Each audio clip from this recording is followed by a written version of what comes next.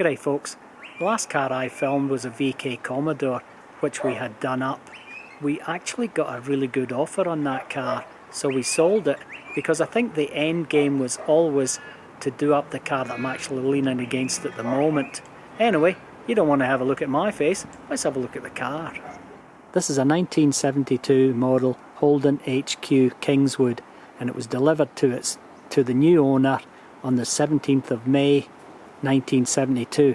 That actually makes it 50 years since it was delivered. There's a sticker on the window that indicates that it was registered in 1994. We're assuming that was the last time it was registered before it was laid up. Now, a guy bought it from the original owner around 2008, and it came into my family in about 2013, 2014 or thereabouts, and it's been in the garage now for about 8 years. It is registered and roadworthy, and it goes out on the road on occasion, maybe once a week, once a fortnight, something like that. The paint is original, and surprisingly there's very little rust on this car. Quite amazing, because these things were actually rust buckets.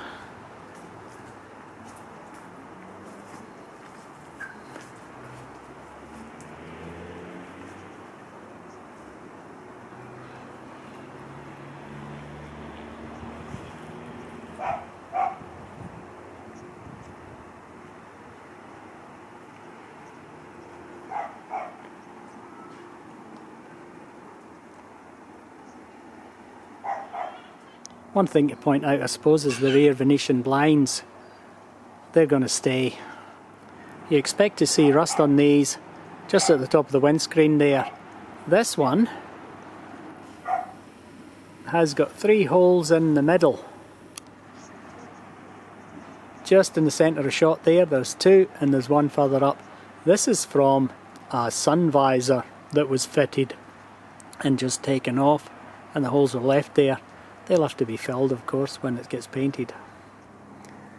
No rust at the bottom of the windscreen, which is a bit of a phenomenon as well.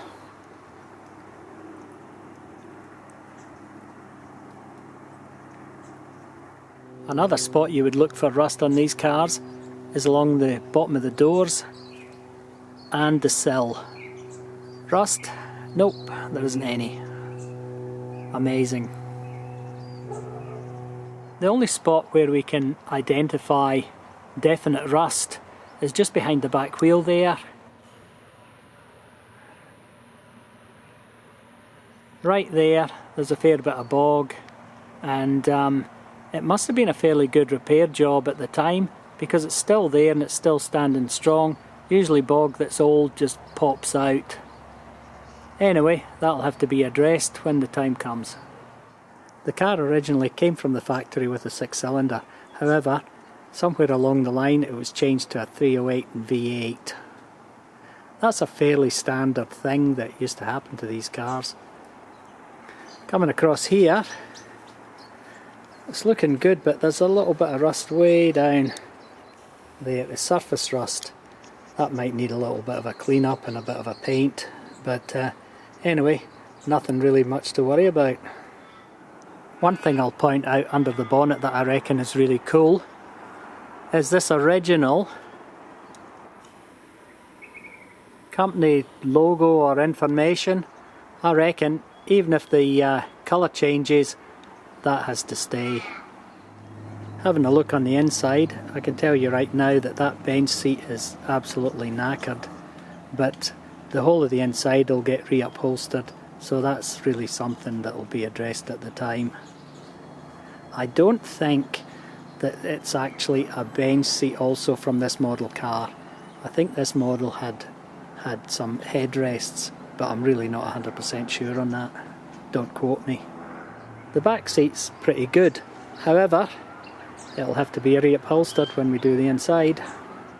The steering wheel is from a GTS Monaro, and the gauge on the top left is an add-on, and the radio's fairly modern. I'd like to see one of those modern, old-looking radios in this, but apart from that, the rest of the dash in that is standard. I didn't open the boot because it's full of car parts and junk. However, there's no rust in there, so it's just as good as the rest of the car. Anyway, this is the new project, which is going to take ages because time, we just don't have any. Hopefully, I've given you a fairly good look at the car, and you guessed it, if you've made it this far, thanks for watching.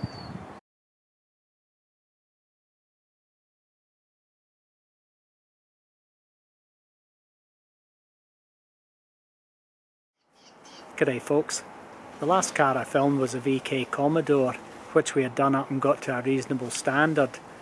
We got a